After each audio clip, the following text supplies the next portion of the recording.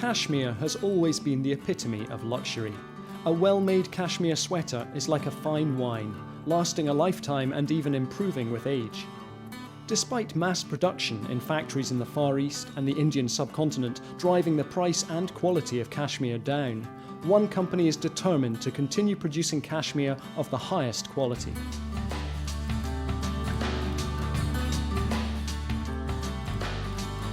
Victoria Stapleton was brought up in Scotland, and when she established Brora in 1993, drew inspiration for her designs from the Scottish countryside's vivid palette.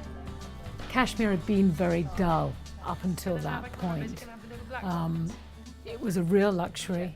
It was behind glass doors in shops, in plastic bags, and generally in very safe shades. And I think the first thing that seemed natural to me was to take all these beautiful Scottish colours that were so often used in all the tweeds and translate those into cashmere. But Scotland provides Victoria with more than just inspiration. The borders of Scotland have a rich history in textiles, stretching back well over 100 years. There was a mill in nearly every town in the borders, producing knitwear of the highest quality.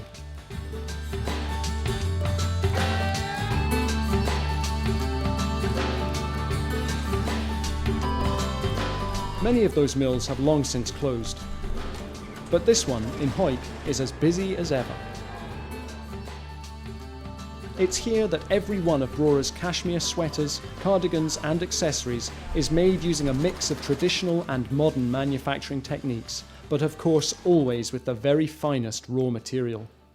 The Made in Scotland label, whilst it may have lost its tarnish over the years because there's less production of anything here, like Scottish whisky, associated with the soft waters of Scotland, the hills, the streams, the paysage, very, very important in the client's eyes, and I think you can't underestimate it. Manufacturing in Scotland may not be the most cost-effective solution for Brora, but as far as Victoria is concerned, the gains far outweigh the losses.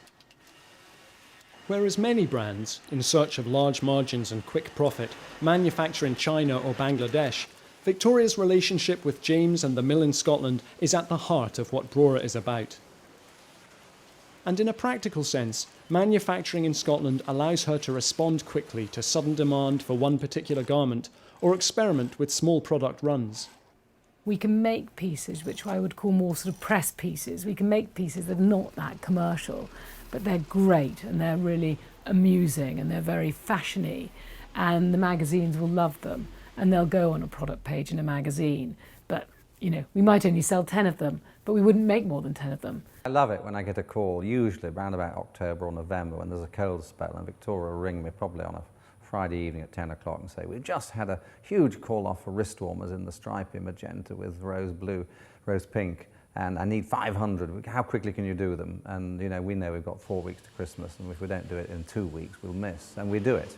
And those are the sort of challenges that this business actually thrives on, because that's very difficult to replicate if you're down a supply chain that's going to take 3 months by sea from Timbuktu, China or Bangladesh or wherever else.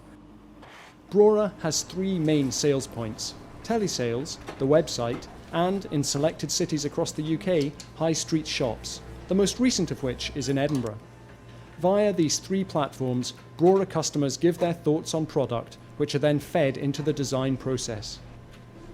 We get that feedback and we listen to it very intently, because then the customer comes back and says, you know, I asked you for jumper dresses and now, you know, you've made them. So, and there are certain things that really the customer has made us, you know, a good profit on something because we've listened to what they wanted. And actually the cashmere jumper dress was a very good example. And the winter we did it, it was our best-selling piece. It's a strategy that helps position Brora as a boutique brand, occupying the retail vacuum between high street and high end. We don't want to be mass market. We would lose the very essence of what Brora is to many people if we try to develop the business that way. Similarly, we don't want to position ourselves at the absolute top luxury market. It needs to be affordable.